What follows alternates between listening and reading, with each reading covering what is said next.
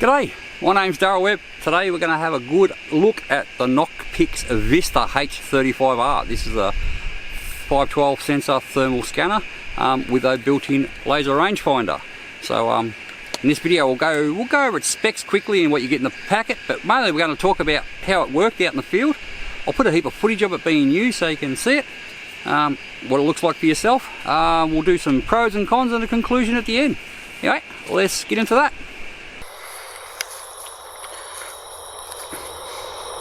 What a unit.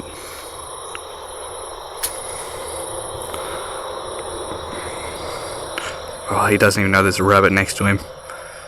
Oh, what a champion. Look at him go. It's probably focused on the rabbit, but it's kind of cool. Okay, so when you get this, comes a nice little box. A bit of right there thanking you for your purchase. You get a book. It's a quick start guide, but there is also more places you can scan for more in-depth stuff, but it pretty much has everything you need to know straight off the bat. You get a nice little carry bag that also doubles as it can be like a little chest rig, however you want to set up over the shoulder. I'm not sure about all the accessories, because this is a demo model, so I'm not sure if everything is there, but there's a strap. And I can't remember what was it all in. So some of this, to be honest. I've got a strap on the actual device as well. Here's a spare battery. That's where the charger and that goes as well. Most of the stuff I've sort of got in its actual case. So in here is the device itself. I said a nice, good quality, padded, sturdy little case, so it'll be safe. And then you have the unit itself. So yeah, you can sort of see what it's all about there. There is a charging port on there, USB-C. You have your ocular adjustment, so you can set up your eyepiece. You have your focus. You have a nice little flip-clap lens with a 35mm lens, and it's the laser rangefinder. Focus, and it's quite smooth. For button wise, you have a power button, you have an up, a down, and a menu button. That gets you through pretty much everything you need to get through there. And obviously under here is the battery, so you just pull the battery in and out there. Quick and easy to swap, nice and simple. And it does have a tri-point mount, because anyone who remotes these knows how important that is.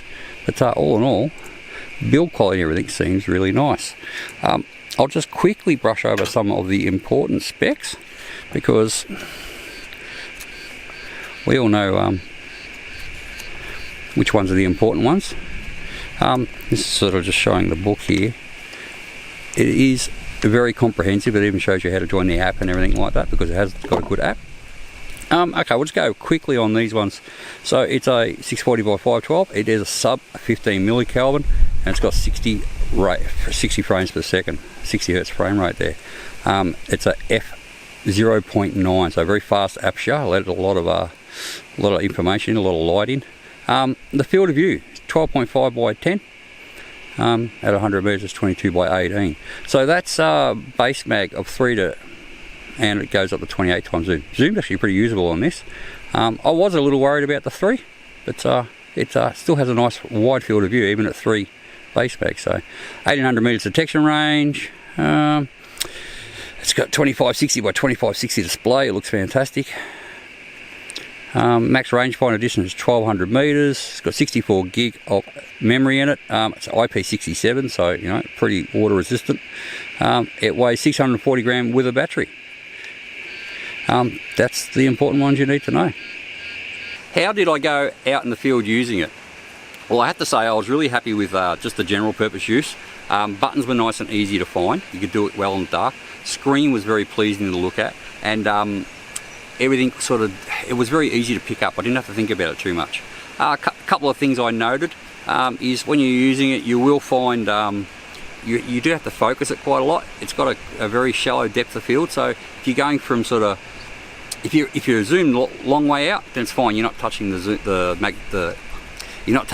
focus very often.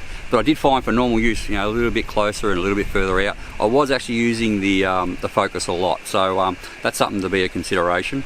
But everything else on it, as the user experience, is really good. The menus are very, very similar to what's on the infrared stuff. If you've ever used any infrared devices, you'll know the menus already. They go down nice and easy. You've got a quick menu and then you've got the full menu. The image quality, as I said before, through the screen is really good. There is a lot of detail in the targets. Up close you can actually see great detail.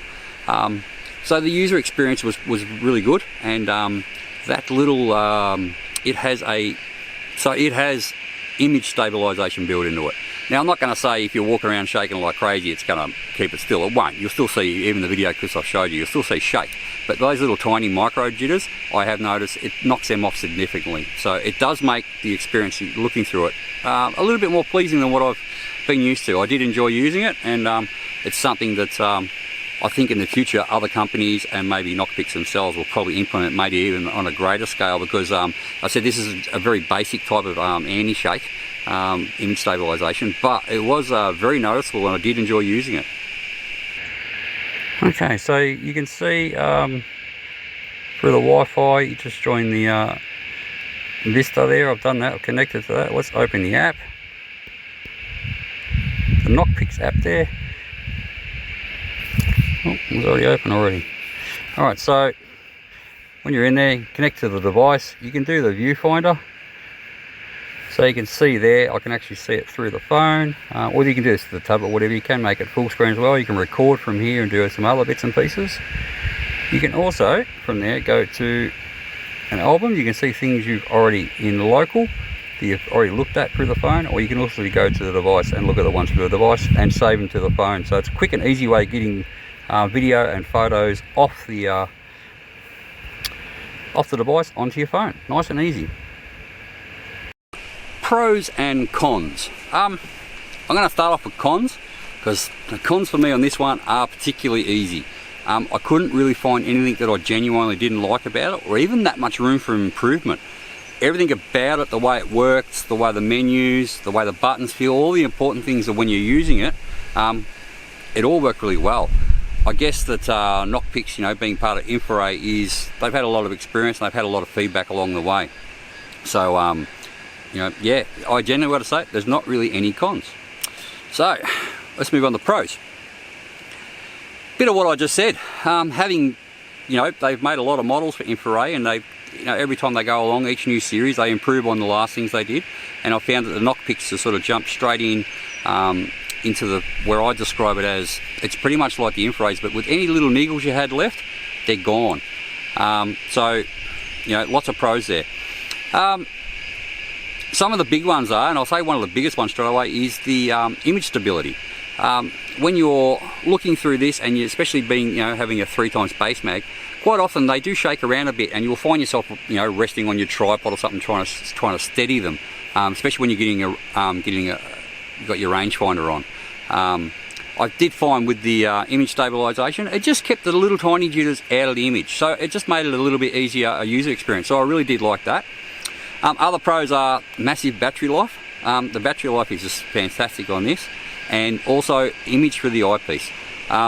If you've ever used any of the infrared scopes like the Tube series and that, they had those great big round screens with lots of detail. This is the same.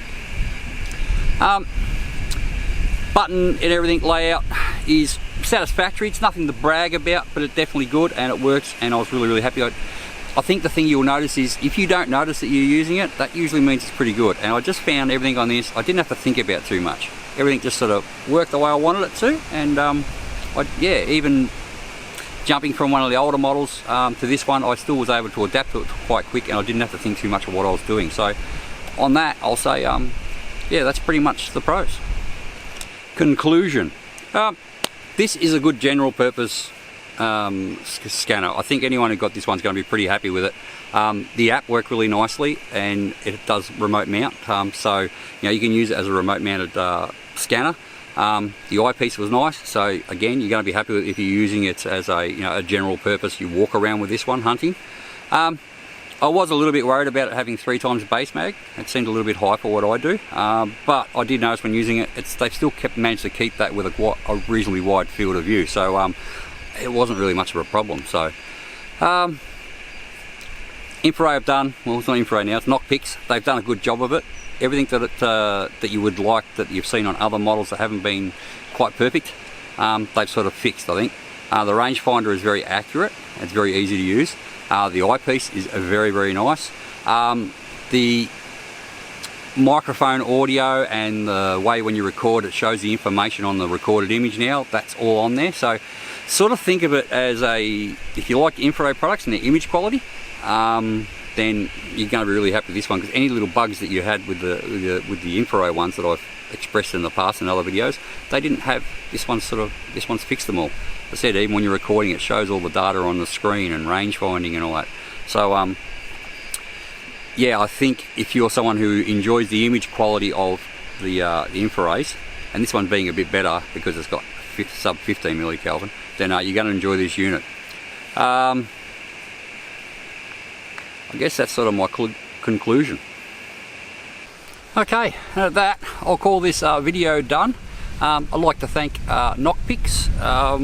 Well, actually, really, it's Ground Force. Ground Force make this available to me so I can do these reviews for you guys. So a big thank you to James and Abby over at Ground Force International. And if you're looking for some of these and you want to know more about them, you can check them out either through the Knockpix site, but also check out Ground Force International. They're the distributor for these guys. You can see where their dealers are. And if this is something you'd like to get your hands on, you can check it out. And I've had this one for too long, way too long actually. So sorry James and Abby, but I'll get this back to you as soon as possible. And yeah, hopefully we'll get to play with some more Knockpix stuff in the future for you guys to check out. Anyway, on that note, if you like this video, please give it a thumbs up. And if you want to see more stuff like this, hit the subscribe button. And I will catch you in the next video. Bye for now.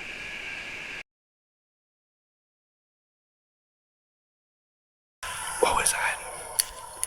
So there's heaps of them pretty much down front and another batch of them to the left. And there's a lot of them over there. So we'll work this way, shoot these ones. And we have to come a little bit closer. All the other ones will probably run. But they keep on coming back like that, so it's good if we stay for 10 minutes. This is what it was like last time. I think we walked in on a dogging party, Dad. Yeah, probably. Lots of spectators.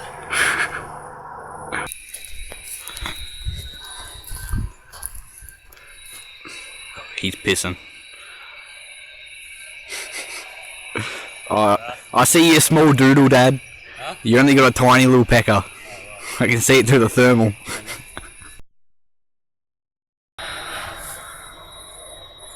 He doesn't even know what he's looking for. I think he's over further to the left. Shit, how do I stop recording on this thing?